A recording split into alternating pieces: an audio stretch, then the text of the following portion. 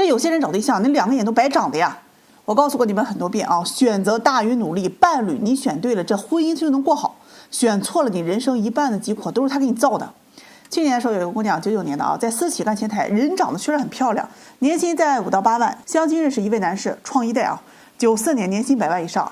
第一次见完面之后，人这男士就看上这姑娘了，但这姑娘愣是没看上男方，觉得对方呀年龄大，长得还不好看，她心里不能接受啊。但奈何呢，人这女方的父母啊看上了，劝这姑娘聪明点。哎呀，这世道啊，这有钱才能让婚姻变得很幸福呀。于是呢，这姑娘就不情不愿的去谈着。最后呢，也是妥协在男方的这个超能力之下。两个人每次约会啊，男方相当大方，不是送包呀，就是送黄金的。这追了2个月啊，这姑娘终于同意了。两个人就这么谈了半年，这准备见父母呀，考虑结婚的事情。为什么那么多情侣半路都黄了？黄在哪呀？结婚的事儿上去了。女方父母呢就提出啊，彩礼66万，外加房子加名字，这样才有安全感，要给女儿一个保障啊。理由非常合情合理啊，男方能赚呀，赚得多呀。男方一听啊，那心里不能接受啊，当场拒绝，说这要求也太高了。房子是父母婚前买的，不是他自己的钱，没办法给女方加名字。彩礼66万也不符合风俗吧，当地最多也就20万不到。最后呢，这男方同意给彩礼38万，房子给20%的份额。女方这边家里人就觉得，男方你这讨价还价的这个行为很让人下头，你都要结婚了，你怎么还这么抠啊？最后呢，这男方妥协啊，第一，彩礼可以给66万，但是需要分期付，订婚给20万，领证之前给20万，领证之后呢给26万。第二个呢，房子可以加名字，必须是结婚之后，房产证上面呢可以给到20%的份额。女方一听非常生气啊，你这不是防着我呢？不领证还不想给钱了？婚后加名字一看就没有诚意啊！这万一结了婚不给加名字怎么办？行，那既然你防着我，哎，我也防你。两个人就这么互相的拉扯啊。女方就提出要求，彩礼必须在订婚之前一次性给清，而且要求签彩礼自愿赠与协议。不管以后发生任何事情，这笔钱啊就属于自愿赠与，不予退款。男方听到这个要求啊，当时很生气啊，但是碍于面子啊，勉强呢就说了一下，回去要跟父母商量一下。好了，这男方回家以后啊，人这男方父母呢非常生气啊，说什么也不同意这个协议啊。但这谈了半年，男方心里多少有感情了呀，就去找女友商议啊，看能不能退让一步，说彩礼可以66万一次性给清，但是不写协议，如果非要写就必须写清楚以结婚为目的，如果没有结婚，彩礼退回80%即可。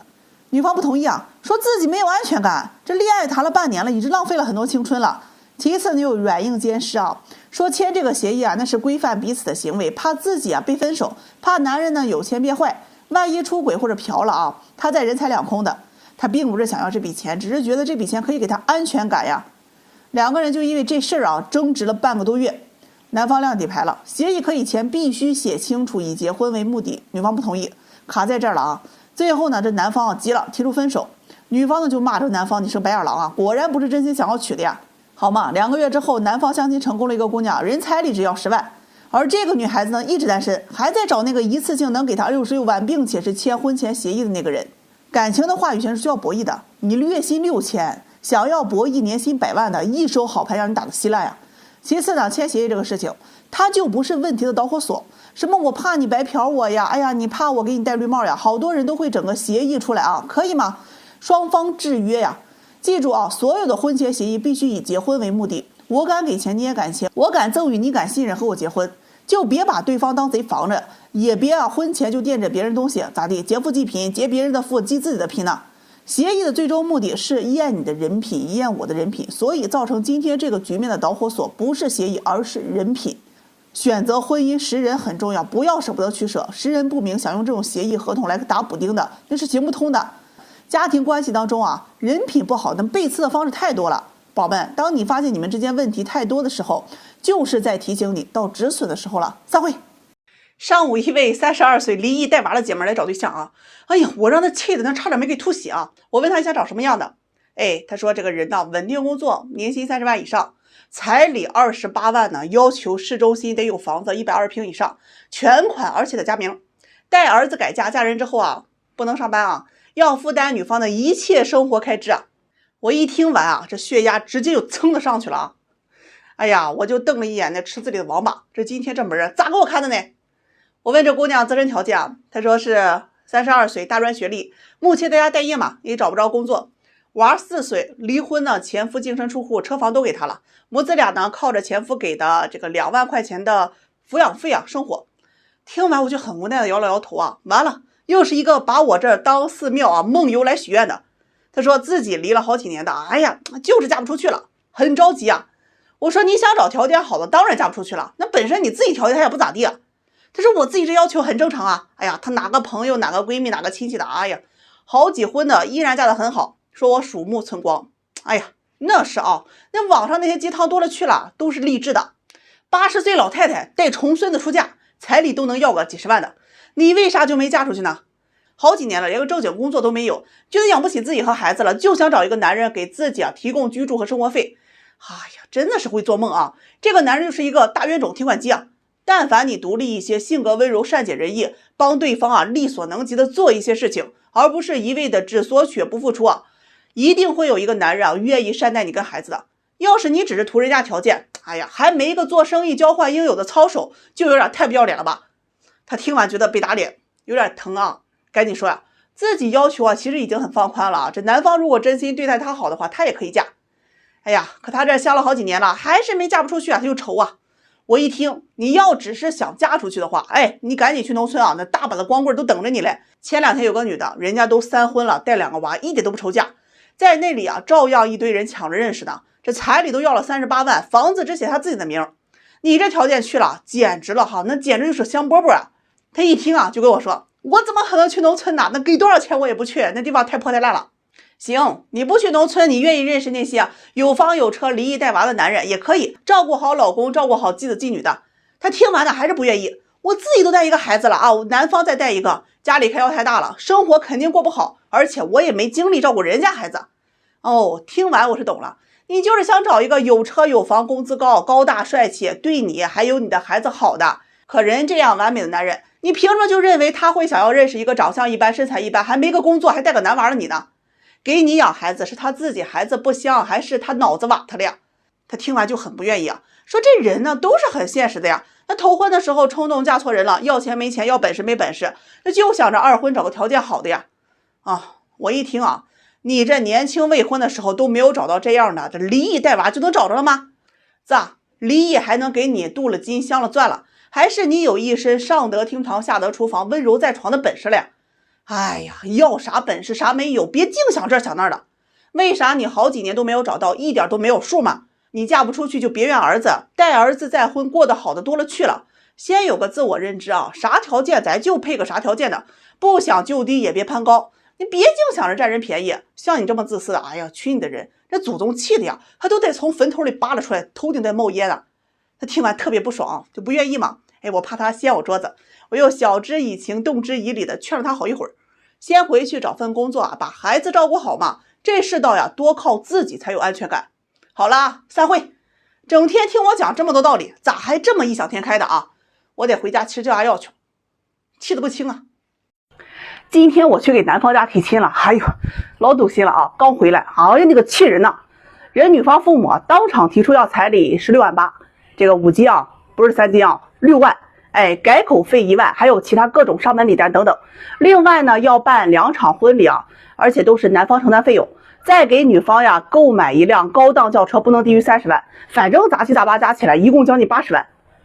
男方当时就已经呆住了，这完全不能接受你这不是宰人吗？他说自己只是一个普通上班族，那父母也都是普通人攒了一辈子的钱，给自己好不容易买了个房子，和女友呢是谈恋爱6年是1分存款也没攒下，根本就拿不出这80万呢。女方妈妈语气特别强硬，男人娶老婆花钱的都是天经地义我女儿人好看，又年轻又在事业单位，那别人有的他也要有。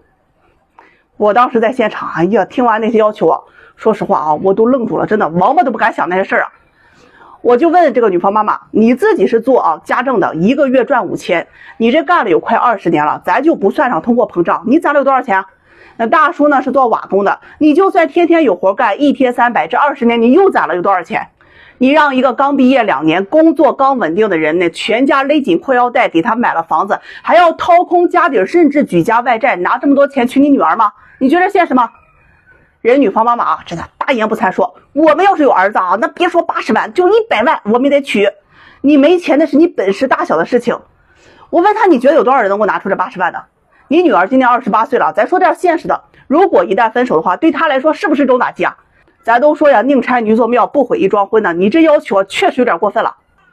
他绕开我的问题啊，就一直在这举例子啊，我们那一起干活的人闺女都家里有3套房子呢，光月租1个月都收了1万多。我就反听这些话啊。